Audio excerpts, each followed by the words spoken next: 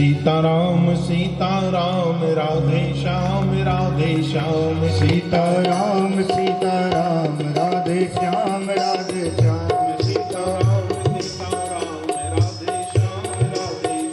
सीताराम सीताराम राधे श्याम राधे श्याम। सीताराम सीताराम राधे श्याम राधे श्याम। सीताराम सीताराम राधे श्याम राधे श्याम। सीताराम सीताराम राधे श्याम राधे श्याम। सीताराम। बोलिए वृंदावन बिहारी लाल की। भगवान की बातों को, भगवान की कथा को सुनकर हृदय में रखना ही बड़ा काम होता है। एक राज्य में एक राजा के सामने एक जो है मूर्तिकार पहुंचा। उसने कहा कि महाराज, मैं मूर्ति बनाने की विशेष कला जानता हूं, अनेक प्रकार की मूर्तियां बना लेता हूं। और कहा मेरी मूर्तियां इतनी हूबहू होती हैं कि एक दूसरे में अंतर बतलाना बड़ा कठिन होता है। राजा ने कहा अच्छा। कहा हाँ। कहा काय की मूर्ति बनाते हो? कहा मैं जो मूर्तियां बनाता हूं मिट्टी की बना लेता हूं, धातु की बना लेता हूं, सोने की बना लेता हूं, लकड़ी की बना लेता हूं। आप राजा हैं, आप काय की मूर्ति बनवाएंगे? राजा ने कहा सोने की बना दो। कहा ठीक है महाराज। राजा ने आदेश दिया कि इसको जो सोना चाहिए मूर्तियां बनाने के लिए उसे प्रदान कर दिया जाए। खजाने से सोना दिया गया। मूर्तिकार गया। कुछ समय लेने के बाद पर, कुछ दिन लेने के बाद उसने दो सुंदर मूर्तियां बनाकर लाई। दोनों मूर्ति हूबहू एक सी। राजा के सामने दोनों मूर्ति पेश की। कहा महाराज, इन दोनों मूर्तियों में एक बहुत बेकीमती है, जिसकी कीमत नहीं आंकी जा सकती, और एक कहा सामान्य है। राजा ने कहा दोनों सोने की? कहा दोनों सोने की। राजा ने कहा एक में मिलावट कर दी होगी? कहा नहीं महाराज, दोनों शुद्ध सोने की। आप किसी से भी दिखवा लीजिए। तो जांचकर्ताओं को बुलाए गए, दोनों मूर्तियां देखी गई। दोनों जो है शुद्ध सोने की मूर्तियां, दोनों शुद्ध सोने की मूर्तियां, दोनों का भार एक सा। राजा ने कहा शकल में कुछ अंतर होगा? जांचकर्ता बैठे तो कहा शकल, नाक, नक्शा सब एक सा है। तो राजा ने कहा ये कह रहा है मूर्तिकार कि एक बहुत कीमती है और एक की कीमत कुछ नहीं है, ये कैसे हो सकता है? तो कहा विद्वानों को बुलाया जाए और परीक्षण करके आएंगे। विद्वानों को बुलाया गया दोनों मूर्तियों का परीक्षण के लिए। दोनों मूर्ति जो है प्रदर्शनी के लिए सामने रख दी गई मंच पर। अनेक प्रकार के जब उन दोनों मूर्तियों में परीक्षण हुए तो बहुत से लोग उसमें अंतर नहीं बतला पाए। उतने में ही एक संत निकल रहे थे वहां से। उन्होंने कहा ये राजा के दरबार पर भीड़ क्यों लगी है?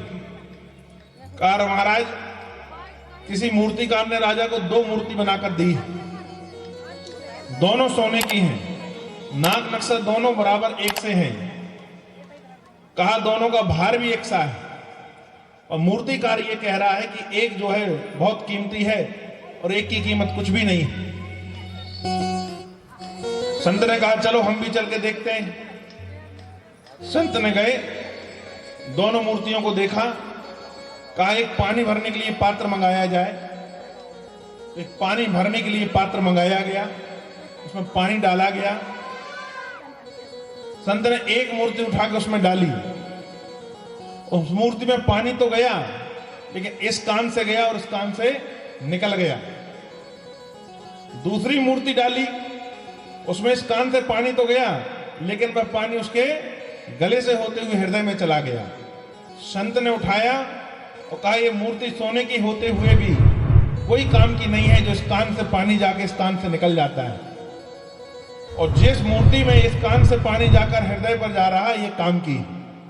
तो भैया हम सब लोग जो है मनुष्य तो हैं, और काम के वही हैं जो इस कान से राम की कथा सुनकर हृदय पर रख लें, उसका अनुसरण करें। और नहीं तो आपने यहां से सुनी और यहां से निकाल दिए तो 4 दिन तो राधे राधे, फिर बाद में तो वो नहीं होना चाहिए, है ना। तो बढ़िया, आपको भी जो है मूर्ति परमात्मा ने, आपकी ऐसी मूर्ति है कि परमात्मा ने अपने हाथ से गढ़ा है, आपकी कोई कीमत नहीं है, आप अनंत कीमत के हो। पर कब? जब हरि कथा को इस कान से सुनकर हृदय पर रख लो तब। तो आपको जो है मूल्यवान बनना है तो परमात्मा की कथा को हृदय पर रखना सीखिए। हमारा आपका बड़ा सौभाग्य है, एक साथ बड़े संयुक्त रूप से अनेक चीजों का आप लाभ उठा रहे हैं। यज्ञ नारायण साक्षात नारायण है, सारी कामनाओं को पूर्ति करने के लिए। बढ़िया, आइए परिक्रमा दीजिए, पूजन वगैरह में शामिल हुई, एक काम हो जाएगा। देवी मां की प्राण प्रतिष्ठा होनी है, तो भगवती जो आदिशक्ति जगदम्बा है, सारे सौभाग्य को देने वाली है, सारे सौभाग्य को आदिशक्ति जगदम्बा देती है। तो सारे सौभाग्य यदि चाहिए, सौभाग्य में सब कुछ आ जाता है, तो भगवती की प्राण प्रतिष्ठा में शामिल हो जाइए। और शिव महापुराण में एक कथा आती है, जब पाप जो है अधिकृत हो जाए, अधिक पाप हो जाए, जिनका क्षय होने का कहीं नाम ना हो, तो प्रथम स्कंद की शिव महापुराणिक कथा है कि एक चंचुला नाम की वेश्या थी, गणिका थी। एक बार वो जो है नरकों का वर्णन सुन रही थी, तो नरकों के वर्णन में आया, जो इस प्रकार से कृत करता है, अनेक प्रकार के कष्ट भोगते हुए अनेक नरकों में कई जन्मों तक रहता है। तो विलाप करने लगी महाराज कि मेरा उद्धार कैसे होगा। उसी समय वहां से नारद निकले। नारद ने निर्जन वन पर किसी महिला को विलाप करते हुए देखा, उसके पास गए, जाकर कहा, विलाप क्यों कर रही हूं? कहा, महाराज मैं विलाप इसलिए कर रही हूं कि मैंने आज जो है कथाओं के अंतर्गत सुना है कि जो गणिका होती हैं उनका तरण धारण नहीं होता, अनेक प्रकार के नरक उन्हें भोगना पड़ता है। मेरा पूरा जीवन जो है गणिका के रूप में ही व्यतीत हुआ। नारद जी मुस्कुराने लगे। नारद जी ने कहा, जो निकल चुका उसका शोक मत करो, जो बचा हुआ जीवन है उसे संभाल लो। परमात्मा जो है बड़ा क्षमावान है, पर कब? जब आप परमात्मा के सामने खड़े हो जाएं कान पकड़कर कि ठाकुर आज तक जो गलतियां हुई वो दोबारा नहीं दोहराई जाएंगी। जानकर पाप करो, गंगा में नहाओगे तो पाप नहीं कटेंगे भैया। यदि आपके अंदर मन पर यह हो जाए, यह बात आ जाए, अब जो गलतियां हुई तो हुई, अब जीवन पर आगे नहीं होंगी, तो हो सकता है ईश्वर बड़ा दयालु है, वो आपके किए हुए कर्तव्यों को, किए हुए पापों को जो है माफ कर दे। तो वह गणिका से नारद जी ने कहा कि जो जीवन निकल चुका है उसके लिए शोक मत कर, जो बचा हुआ है उसे संभाल ले। कहा, महाराज जीवन का मूल्यवान समय तो जा चुका है, मेरा अब वृद्धपन आने वाला है। तो कहा कि मैं वृद्धपन आने वाला है, अब इस जीवन को कैसे संभालूं? कहा, ज्यादा कुछ नहीं करना है, मिट्टी के एक शिवलिंग बनाओ, रोज पार्थिव शिवलिंग बनाओ और उनका पूजन करो, और शाम के शाम उन्हें प्रवाहित कर दो। तो कहा, जो घोर पाप है ना, तो संसार में कहीं जाने से नहीं कट सकते, किसी यजन से या किसी पुण्य से नहीं कट सकते, वह भी पार्थिव शिवलिंग पूजन से कट जाते हैं, वह भी पार्थिव शिवलिंग पूजन से कट जाते हैं। उसने जीवन का यही उद्देश्य बना लिया कि रोज एक पार्थिव शिवलिंग का पूजन करें, मिट्टी का एक शिवलिंग बनाए, उनका पूजन करती गणिका, और शाम को जो है ले जाके जल में प्रवाहित कर दे। एक छोटा सा काम है, यदि आप लोग भी आदत डाल लें तो रोज भी किया जा सकते हैं। हमारे आचार्य लोग तो यहाँ विधिवत पूरा अभिषेक करा रहे हैं, तो आप लोग सभी लोग आइए और सुबह बढ़िया महादेव का पार्थिव शिवलिंग बनाइए, उस पूजन में शामिल होइए। अक्षम्य जो पाप होते हैं, अकृतम पाप जो होते हैं, जो काटे नहीं जा सकते, वह शिवलिंग पार्थिव के बनाकर पूजन करने से कट जाते हैं। तो वो जो गणिका थी, उसने नारद की बात मानकर रोज एक शिवलिंग बनाना चालू किया। मिट्टी का छोटा सा एक शिवलिंग बनाए, उसका पूजन करे, और पूजन करने के बाद उसे प्रवाहित कर दे जल पर। धीरे धीरे समय व्यतीत हुआ। समय जब हुआ तो कहा जाता है कि जब उसका मृत्यु का समय आया तो उसके लिए विमान आया महाराज। तो अन्य देवताओं ने देखा कि तो गणिका थी और उसके लिए विमान आया, तो विमान के पास पहुंचे वो, और जब उसने शरीर छोड़ा तो शिवगढ़ उसे लेने आए। तो शिवगढ़ से उन्होंने कहा इसने पूरा जीवन जो है वेश्यावृत्ति से निकाला है और इसे तुम लेने आए हो, और ये चंचुला जो है नाम की गणिका है, ये तुम्हारे साथ शिव धाम को जा रही है। हमारे जान पर तो इसने ऐसा कोई कृत नहीं किया है जिससे इसे शिव धाम प्राप्त हो। तो शिवगणों ने कहा कि जितना जीवन शेष रह चुका था, इसने रोज भगवान के सामने यही प्रार्थना की कि प्रभु मेरे अपराध क्षमा कर देना, जो अपराध मुझसे हो चुके हैं उन्हें क्षमा कर दीजिए, और जितना बचा हुआ जीवन है वह भक्ति भाव से इसने रोज एक शिवलिंग का निर्माण किया है, और भगवान के शिवलिंग का निर्माण करके उनका पूजन करने का जो पुण्य है वो इतना अधिक हो चुका है कि इसके जो पाप थे वो क्षय हो गए। तो कहने का तात्पर्य यह है कि ये जो है, जब एक गणिका भगवान महादेव का शिवलिंग बनाकर तर सकती है, हम लोग तो सामान्य जन हैं, आप सब पधारिए और भगवान महादेव की उस पूजन पर शामिल होइए और बढ़िया महादेव जी के शिवलिंग का पूजन करिए। आपके जो पुण्य है वह स्फुटित हो उठेंगे। आपको यह करना चाहिए। आइए अल्प समय पर कथा में प्रवेश करते हैं। भी आप बहुत अच्छी सुंदर भगवान की कथा सुन रहे थे। शास्त्रों में एक वर्णन आता है सामान्य रूप से ग्रंथों में। आज शनिवार है तो हनुमान जी की थोड़ी चर्चा भी कर ली जाए। भगवान सामान्य रूप से तो जो है भाई कभी ससुराल नहीं गए, और किसी विद्वान ने कहा, संतजन जो हैं उन्होंने कहा कि जब भगवान का राज्याभिषेक हो गया, भगवान राम जो है राजा बन गए, तो एक बार उनके मन पर ऐसा विचार आया कि ससुराल चलना चाहिए। क्यों भैया, ससुराल सबको प्रिय लगती है कि नहीं लगती? हाँ, दादाजी देखो सिरे ला रहे हैं, ठीक है। तो है ना, राम जी ने भी सोचा कि अब ससुराल चलना चाहिए, बहुत दिन हो गए हैं ससुराल नहीं गए हुए हैं, कहा कि ससुराल चले जाना चाहिए। तो लक्ष्मण जी ने कहा ठीक है प्रभु, हम भी चलेंगे। तो भरत शत्रुघ्न जी ने कहा कि अब आप दोनों क्यों जाएंगे, हम दोनों भी चलेंगे।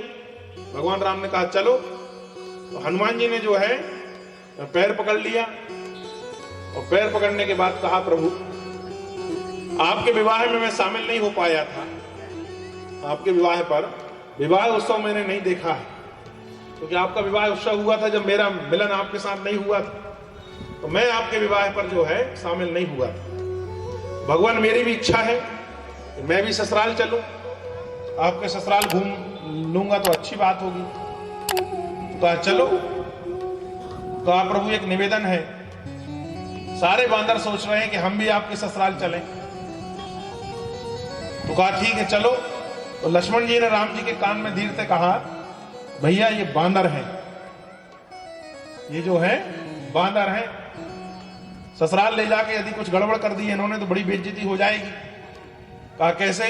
कहा महापुरुषों ने कहा कि 3 काम जो है दुनिया में बड़े अजूबे होते हैं। बोले एक तो मेढकों को तोलना, जब मेढकों को तोलेंगे ना 4 मेढक इसमें उचट के दूसरे पल्ले में चले जाएंगे, फिर रखेंगे फिर 2 उचट के बाहर हो जाएंगे। तो मेढकों को तोलना और बांदरों को गिनना। एक झुंड में बांदर बैठे हो, आप यहां से 1 2 3 4 कहेंगे तो 2 यहां के यहां हो जाएंगे। तो आप बांदरों को जो है गिनना, और तीसरा जो है मातृशक्ति को चुप कराना। यदि ये बैठे हो और इनकी गप्पें चलती हो, इनको चुप कराना बड़ा काम है साहब। कहा ये शास्त्रों ने कहा है, महापुरुषों ने कहा ये 3 काम जो है ना कठिन है। तो कहा कि अब आप तो कह रहे हैं कि बांदरों को जो है हमारे ससुराल ले चलेंगे, और आपकी ससुराल और आप राजाधिराज, वो दीदी का आगमन हो चुका है। एक बार जयकारा जोर से लगा दीजिए, बोले वृंदावन बिहारी लाल की। तो कहा ये 3 काम बड़े कठिन हैं।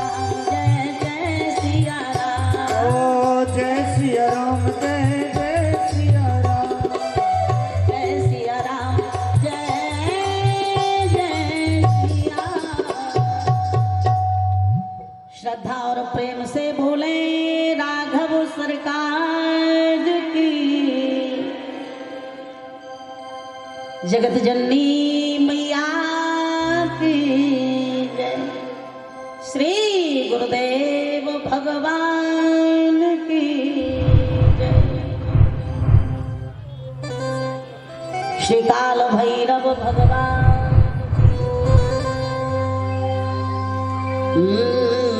नहीं अंतर में, नहीं अंतर में, नहीं बाहर में, नहीं आम में है, नहीं खास में है, नहीं योग में है, नहीं भोग में है, न विरक्ति में है, न विलास में है, नहीं ज्ञान में है, नहीं ध्यान में है, नहीं संयम बिंदु उपास में है, ना आकाश में है, ना पाताल में है, ना आकाश में है, ना पाताल में है। लेकिन यदि प्रेम है तो प्रभु पास में है, यदि प्रेम है तो प्रभु पास में है। हरि व्यापक सर्वत्र समाना, हरि व्यापक सर्वत्र समाना, प्रेम प्रगट मोहि में प्रेम प्रगट होई मैं जाना रामाहि केवल प्रेम प्यारा, रामाहि केवल प्रेम प्यारा कोई जाननी कोई कोई जाननी।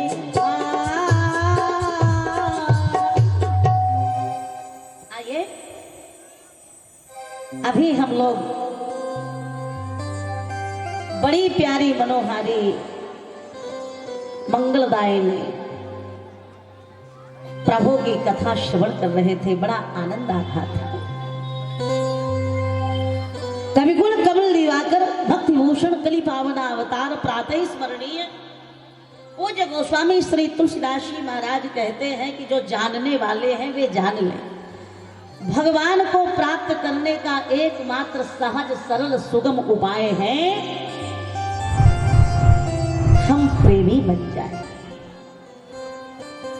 कितना प्यारा धरातल बना हुआ है। भगवान शशांक शेखर देवादि देव महादेव भोलेनाथ के श्री चरणों में मैया पार्वती विराजमान और प्रार्थना कर रही है। कथा जो सकल लोक हितकारी, सोई पूछन जहाँ सैल कुमारी। ऐसी कथा सुनाइए। बाबा विश्वनाथ जो केवल हिंदू का नहीं, ब्राह्मण क्षत्रिय वैश्य शूद्र का नहीं, जो सारी मानव जाति का कल्याण कर दे। और कितने मंगलमय प्रश्न करती हैं।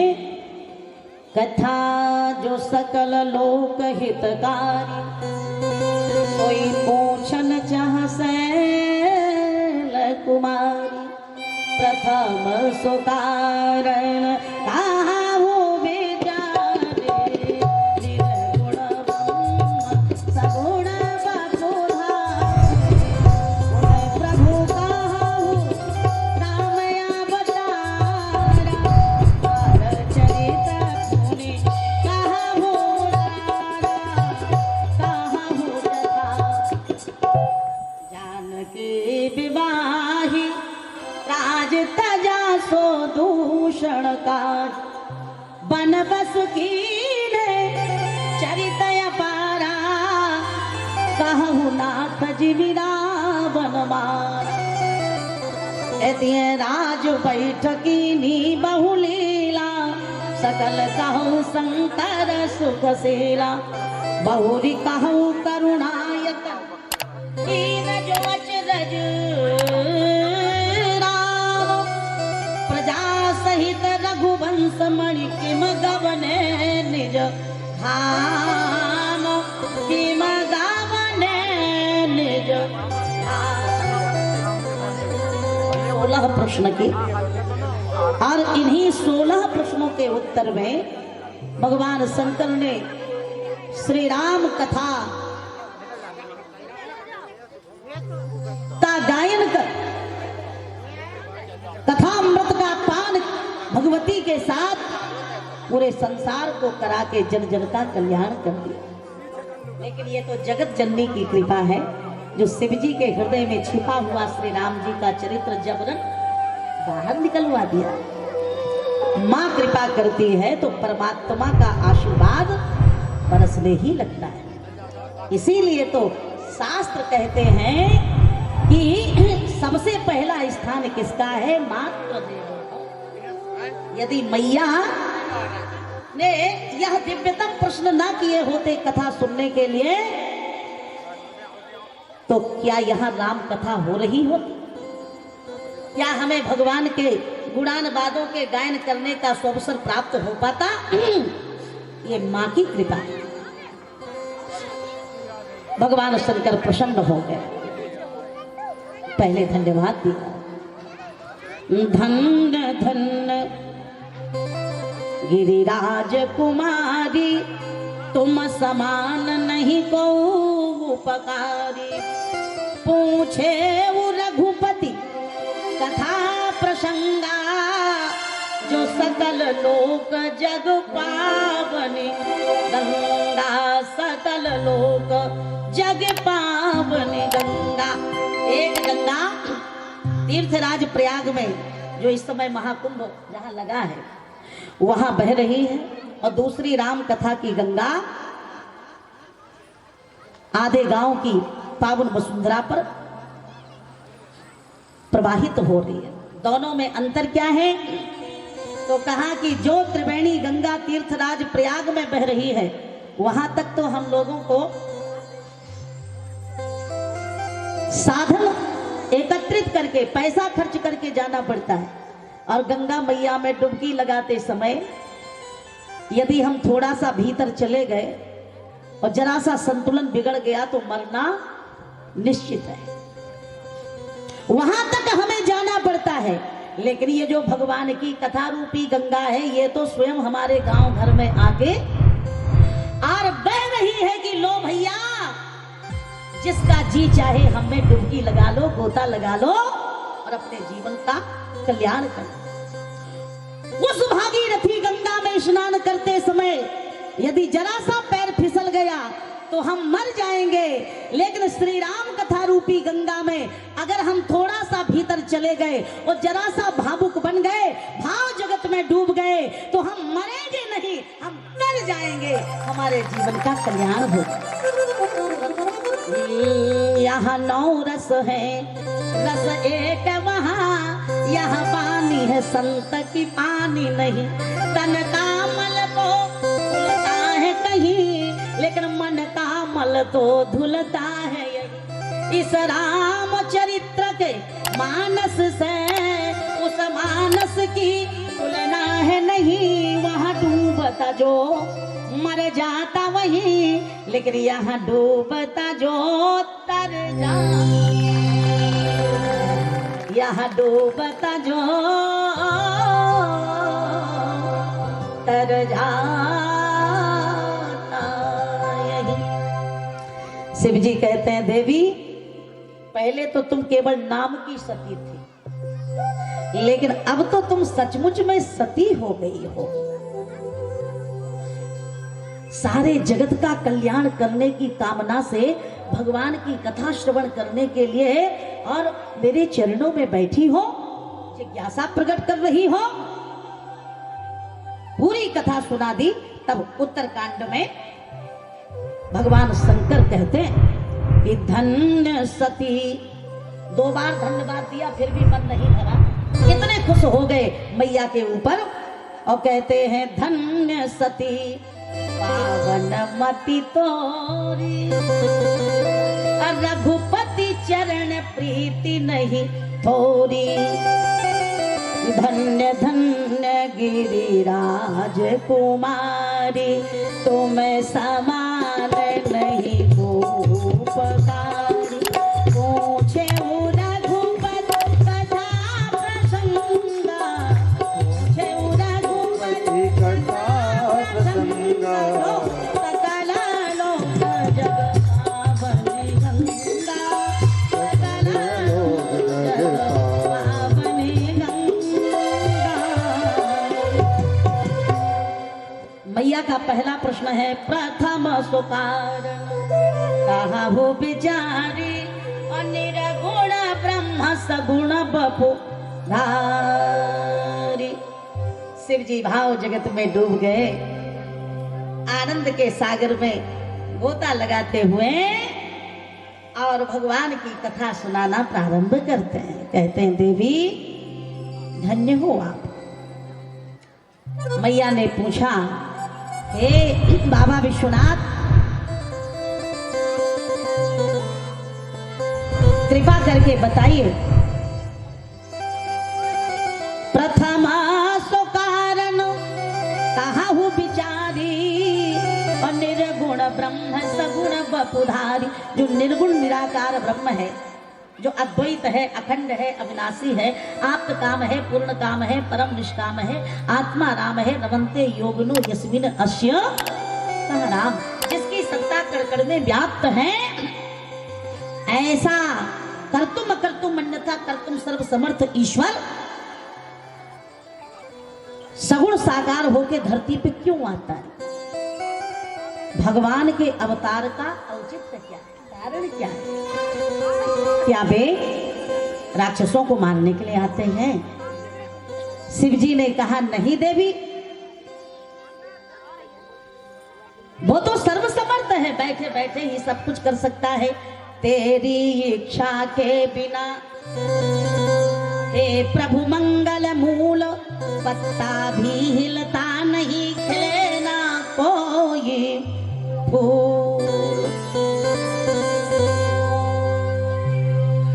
अपना बैकुंठ गोलोक धाम छोड़ के भगवान केवल राक्षसों को मारने के लिए धरती पर आवे, ये सत्यता नहीं।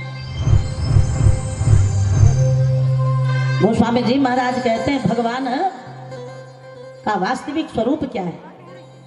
कहा ये तो बिन पग चले, बिन पग चलाए सुनाए, बिन काना कर बिन कर मकर विधि आनंद रहित सकल रस भोगे, बिन वाणी बसधा बड़ जोगे, तन बिन पर तनयन बिन गाय ग्रान बिन बास अस अस सब भांति अलौकिक करने, महिमा जास जाय नहीं वास्तविकता ये है भगवान राक्षसों को मारने के लिए नहीं आते। तब कहा सो केवल भगत नहीं तलागी, परम कृपालु प्रणत अनुरागी। भगवान तो अपने भक्तों की रुचि रखने के लिए आते हैं। अहम भक्त पराधीनो, भागवतकार कहते हैं कि अहम भक्त पराधीनो यः स्वतंत्र इव ध्वजा अपसी कुर्वन्तु मां नित्यं सत्प्रिया सत्पतिं यथा। मतलब क्या? तो कहा कि जैसे कोई पतिव्रता नारी सेवा के बल पर अपने पति को बस में कर लेती है, फिर वो जैसा नचाती है उसके प्राण धन को वैसा ही नाचना पड़ता है, वही करना पड़ता है जो पत्नी कहती है, क्योंकि उसने समर्पण कर दिया, अपना सब कुछ छोड़ के आई है, तो जैसा कहेगी उसे करना पड़ेगा। इसी प्रकार भक्त भी प्रेम, भक्ति, समर्पण और स्नेह के बल पर जगतपति को अपने बस में कर लेता है। फिर भगवान भक्त जैसा कहता है वैसा भगवान को नाचने के लिए मजबूर होना पड़ता। पत्नी सेवा के बल पर पति को बस में कर लेती है, लेकिन भक्त प्रेम के बल पे जगतपति को अपने अधीन कर लेता है। प्रेम में बड़ी शक्ति होती है। राम जन्म के अनेक कारण, राम जन्म के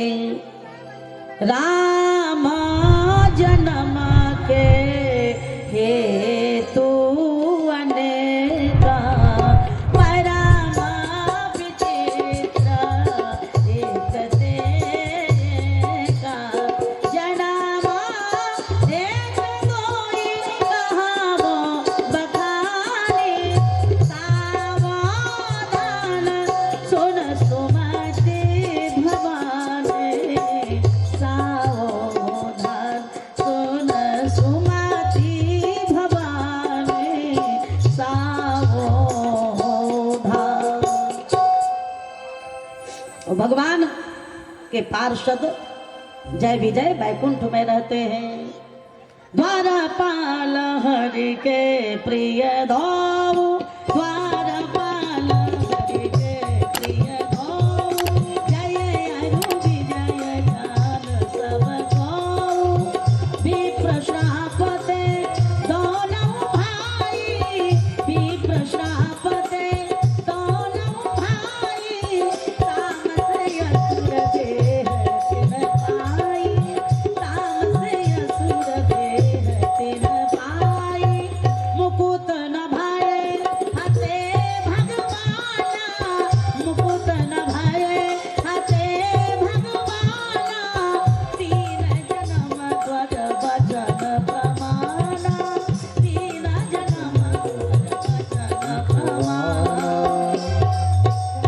सनक सनंदन सनत कुमार शनकादि ऋषि भगवान का दर्शन करने वैकुंठ पधारे।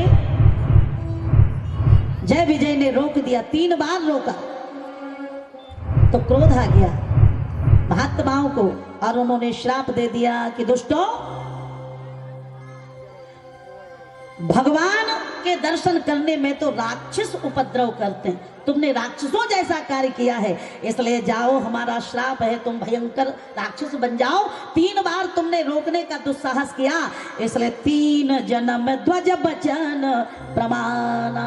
दंत वक्र शिशुपाल, हिरण्याक्ष हिरण्यकशिपु, रावण और कुंभकर्ण के रूप में तुम्हें धरती पर राक्षस बन के जन्म लेना पड़ेगा। भगवान दौड़ के आए, प्रार्थना की, आपने बड़ी कृपा की, जब मेरे पार्षद धरती पर जाएंगे तो इनका उद्धार करने के लिए मुझे भी भारत भूमि में जन्म लेने का परम सौभाग्य प्राप्त हो जाएगा। आपने तो मेरा सोया भाग्य जगा दिया।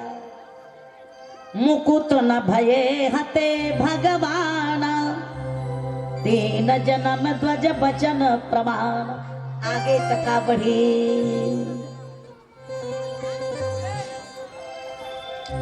एक कलपा सुर देखी दुखारे, जलंधर सन सब हारे। शंभु कीन संग्राम अपारा, लेकिन शत्रु महाबल मरय न मारा। जलंधर की महान पतिव्रता सती नारी जिसका नाम वृंदा है,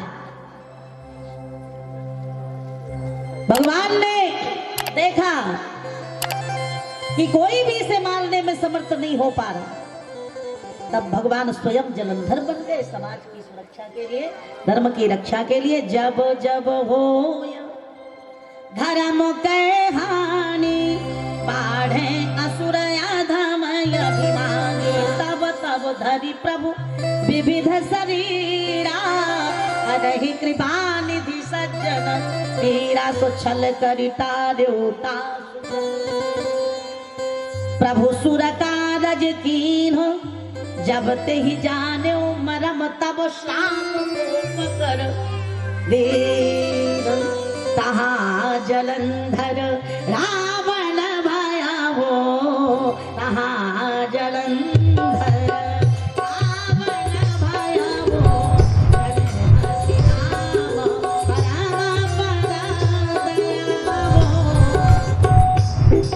आगे भगवान शंकर कहते हैं नारद श्राप दीन एक बारा, कल्प एक ते ही लगी अवतारा। भगवान के अवतरण के हेतु में नारद जी का श्राप सहायक बन गया।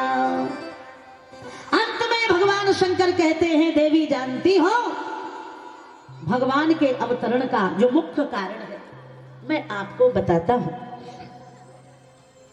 जे ही कारण अज अगुण अरूपा, ब्रह्मा भयउ कौशलपुर भूपा। जिनके प्रेम और स्नेह के वशीभूत होके भगवान गोलोक साकेत धाम छोड़ के इस पावन धरती पर पधारे, अपने भक्तों को सुख प्रदान करने के लिए। बहुत बड़े महान भक्त हैं एक, कौन है वो?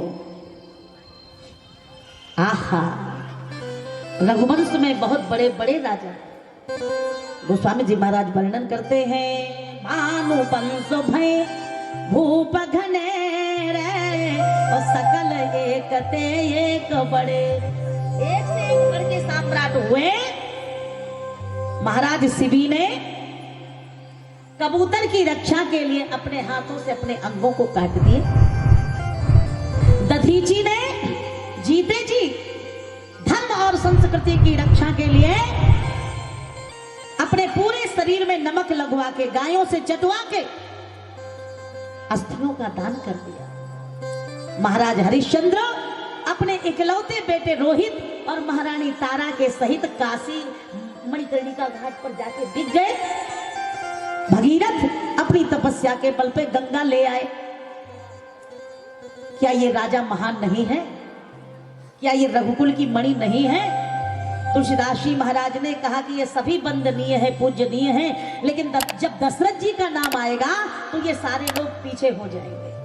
पूछा गया कि चक्रवर्ती सम्राट महाराज दशरथ में ऐसी कौन सी खासियत कि कोई इनका मुकाबला नहीं कर सकता।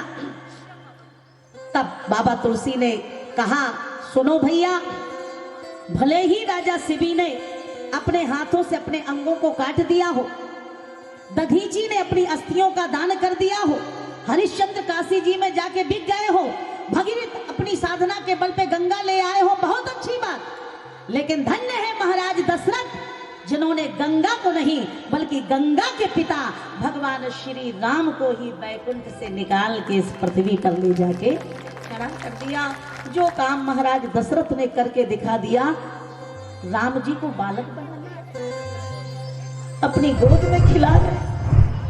गोस्वामी जी महाराज कवितावली में कहते हैं, अब देश के द्वारे सकारे गई, सुत गोदों में भूपति लड़िक से, आवे लोकी हो सोच विमोचन को, ठग सी रही जे न ठगे धिक से, तुलसी मन रंजन रंजन रंजित खंजन नयन सुखंजन जातक से सजनी शशि में समशील उभय नवनील सरोरुह से।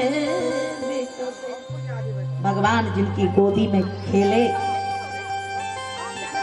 जो जगत पिता है, दशरथ जी उनके पिता उनके बाप बन गए।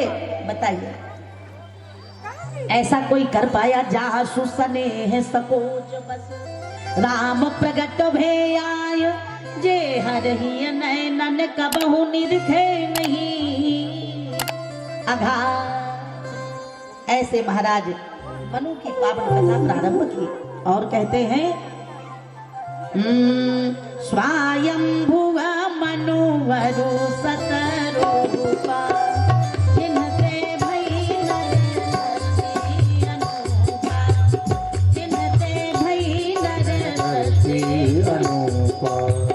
तपहु तान आद सुत जासो, ध्रुव हरि भगत भयो सुत दास, ध्रुव हरि भगत भयो सुत दासो। जब सुत नाम प्रिया व्रत ताजे, प्रिया व्रत लाए। वेद पुराण पसंद सही जाए, वेद पुराण वचन सही जाए, वेद पुराण पसंद। सही जाए। भगवान की कृपा से महाराज मनु और शत्रुपा जी दोनों ने मिलकर दो बेटों को, महाराज उत्तानपाद और प्रियव्रत, हम लोग पूज्य आचार्य जी के द्वारा, महापुरुषों के श्रीमुख द्वारा भागवत जी की मंगलमय कथा श्रवण करते, भागवतकार वर्णन करते। दो बेटे हुए, तीन बेटियां, आकुति, देवहूति और प्रसूति। आज जो मनु जी की मध्यम बेटी है ना देवहूति जी, उनका विवाह महात्मा करदम जी के साथ कर दिया गया और दोनों ने मिलकर 9 बेटियों को जन्म दिया। कला, श्रद्धा, गति, ख्याति, शांति, कृपा, अरुंधति, हविर्भू और पतिव्रताओं में महान सती, जिनके पातिव्रत धर्म की तुलना कोई कर ही नहीं सकता, जिन्होंने अपने सतीत्व के बल पर ब्रह्मा विष्णु महेश को लालना बना के पालने लगे। देखिए कितना महान गौरव है हमारी इन देवियों का, माताओं बहनों का। और महाराज मनु का वंश कितना पावन है। मनु जी का जो पोता हुआ ना, बेटे का बेटा, नाम क्या है? बोलो ध्रुव जी महाराज की। तो जो उन्हें पौत्र मिला, उसका सौभाग्य देखिए, वो भगवान की गोद में खेला।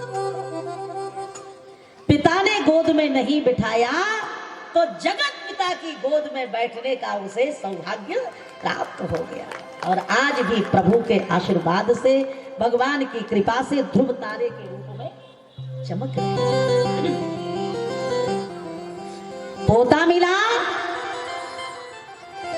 ध्रुव जी के रूप में तो परमात्मा की गोद में खेला। और जो बेटी की बेटी हुई, मनु जी की नतनी, क्या कहना, यदि पोता परमपिता परमात्मा की गोद में खेला है तो जो उनकी नतनी हुई माता अनसुईया, उन्होंने परमात्मा को अपनी गोद में खिलाने का अवसर प्राप्त कर लिया। माता अनसुईया ने डाल दिए पालना, झूल रहे 3 देव बन कर के लालना,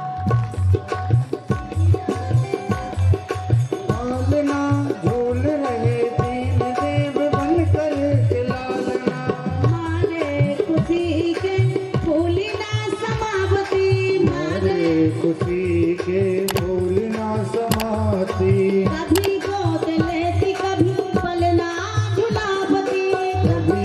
बिजली की कभी पल ना झुलाती। आज मेरे भाग्य की वो करे सराहना, झूल रहे तीन देव बन करके लालना, झूल रहे तीन देव बन करके लालना। जय हो।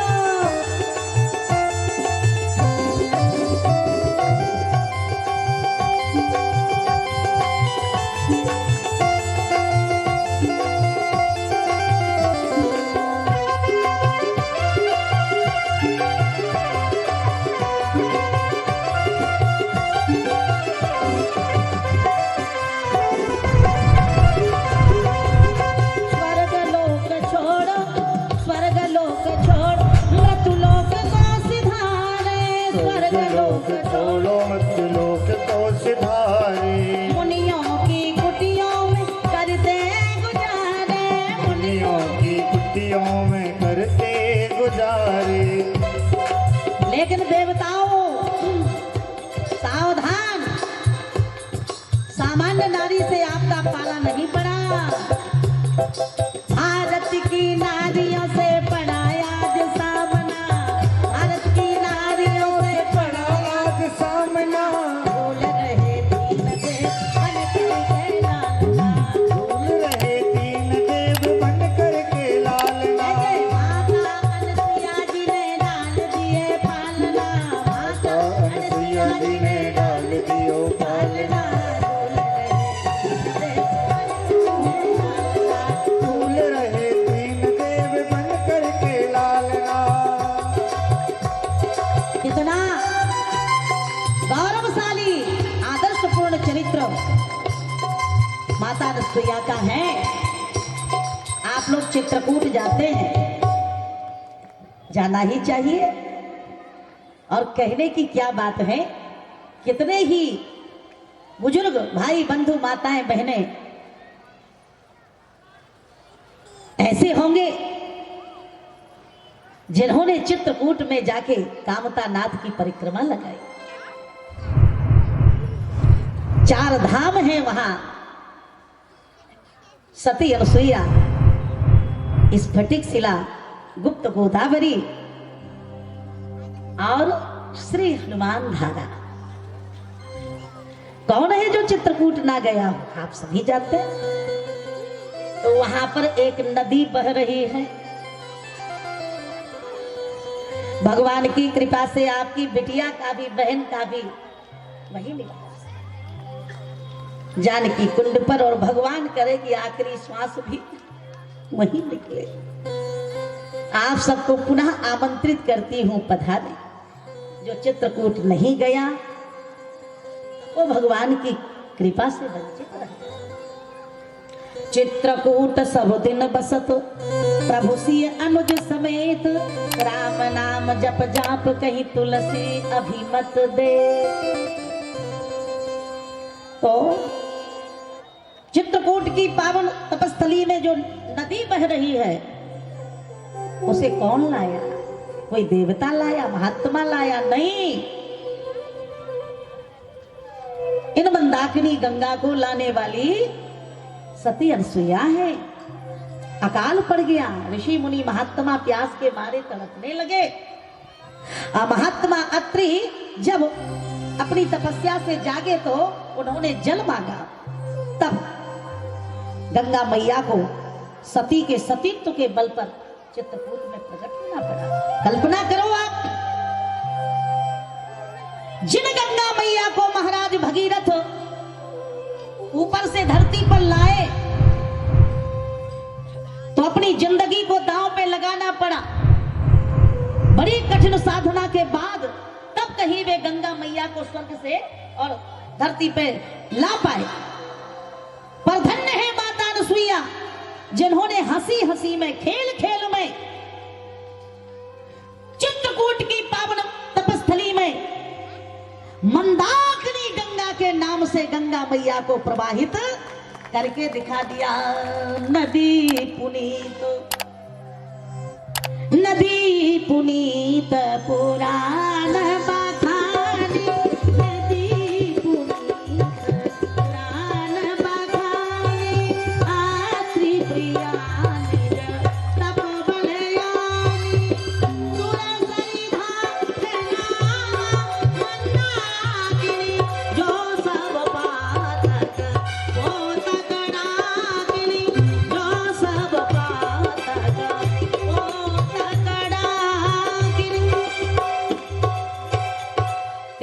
तात्पर्य ये है कि जिन मनु जी महाराज का इतना पावन मंगलमय वंश है, जिन्होंने 6 बार भगवान के अंश अवतारों का दर्शन किया, कपिल अवतार, पृथु अवतार, नर नारायण अवतार, दत्तात्रेय अवतार, यज्ञ अवतार, ऋषभ अवतार, ये जितने भी अवतार हुए हैं मनु जी के वंश में हुए।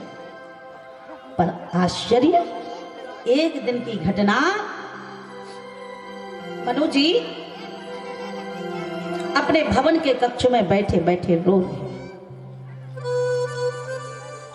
पूछने पर पता चला कि हो ये न विषय विराग, भवन बसत भा चौथपन, हृदय बहुत दुख लाग, जन्म गयो हरि भगत।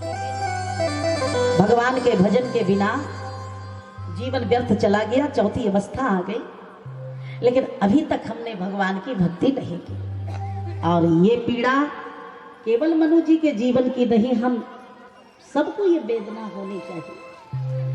समय निकलता जा रहा है,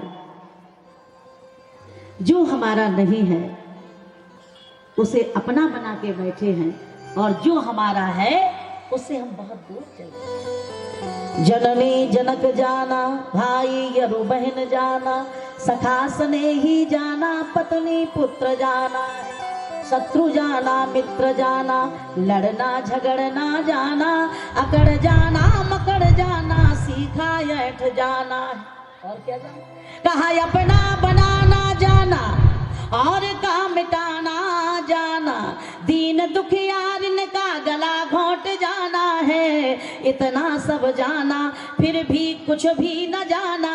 अरे उसे नहीं जाना जिसके पास तुम्हें जाना, उसे नहीं जाना जिसके पास तुम्हें जाना। मिलेंगे लोग पूछेंगे तेरा परिवार कितना है, मिलेंगे लोग पूछेंगे तेरा व्यापार कितना है, मिलेंगे लोग पूछेंगे तेरा व्यवहार कितना है, मगर पूछता नहीं कोई कि तेरा हरि से प्यार। जगत से, परिवार से रिश्ता जोड़ो या ना जोड़ो, लेकिन भगवान के चरणों में अपने मन का तार जोड़ो, क्योंकि चली जा रही है उम्र धीरे धीरे, चली जा रही है उम्र धीरे धीरे, जा रही है उम्र धीरे धीरे, चली जा रही है उम्र धीरे धीरे, सुबह शाम आँखों पहर धीरे धीरे, सुबह शाम आँखों पहर धीरे धीरे।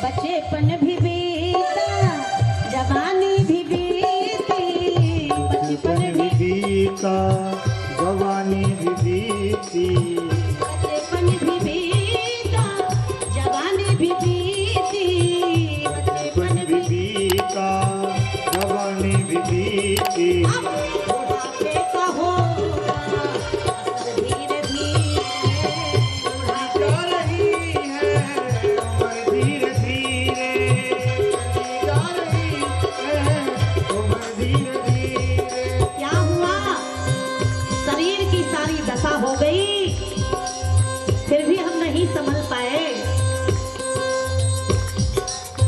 दांत तेरे टूटे हुए कैसे उजले, दांत तेरे टूटे हुए कैसे उजले, दांत तेरे टूटे हुए कैसे उजले, दांत तेरे टूटे हुए कैसे उजले। अब झुकी जा रही है कमर धीरे धीरे, जा रही है कमर धीरे धीरे, जा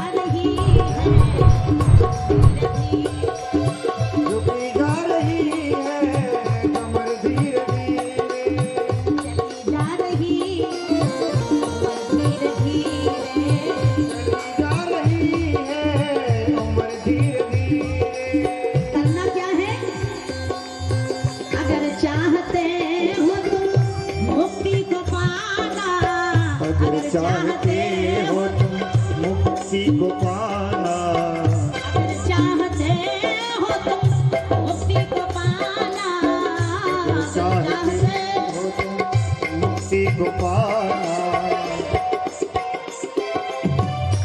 परम सम्माननीय मानस जगत की सुमधुर मूर्धन्य प्रवाचिका हमारी मणि दीदी श्रद्धेया श्री नीलम शास्त्री जी का शुभागमन हम लोग के बीच हुआ। तालियां बजाएं। स्वागत है और बहुत शीघ्रता में मिलेगा। अगर चाहते हो तुम मुक्ति को पाना, चाहते हो तुम मुक्ति को पाना, तो जपो राम नाम, श्याम धीरे धीरे, जपो राम नाम, श्याम धीरे धीरे, क्योंकि चली जा रही है उम्र धीरे धीरे। चली जा रही है उम्र धीरे धीरे। मनु जी ने क्या किया? अपने बड़े बेटे उत्तानपाद को बुलाया। जिन्होंने मनु स्मृति लिखी है उनका बेटा इतनी बड़ी गलती कैसे कर सकता है कि वो पिता के रहते सिंहासन पर बैठ जाए।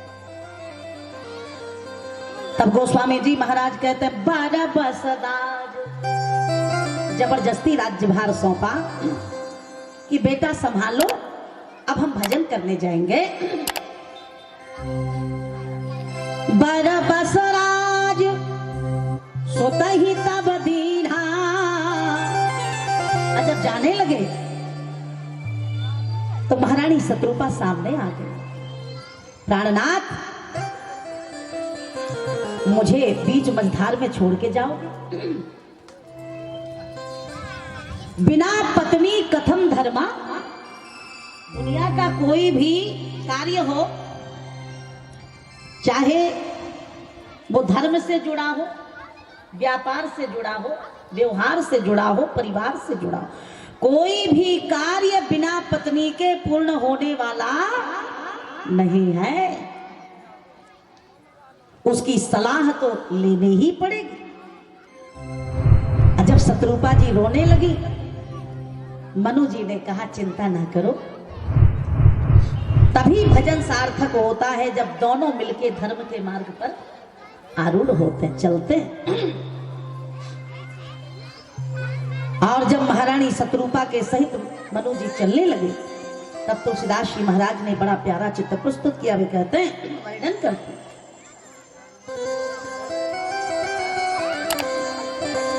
जो भगवान के प्रति जितना समर्पित करता है उससे अनंत गुना ज्यादा भगवान उसे वापिस कर देते हैं, लौटा देते हैं।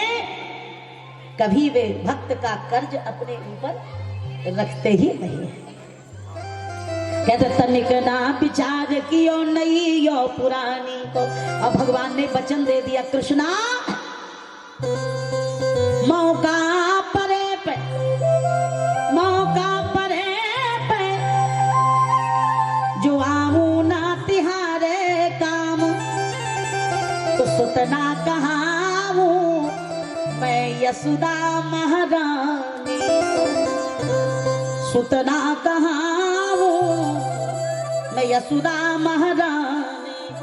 अब भगवान ने उन्मुक्त कंठ से वचन दे दिया, रहेगा रहेगा याद ये दिन में न जीवन में भुलाऊंगा, रहेगा याद ये दिन में न जीवन में भुलाऊंगा। समय पर देखना कृष्णा, समय पर देखना कृष्णा, तुम्हारे समय पर देखना कृष्णा,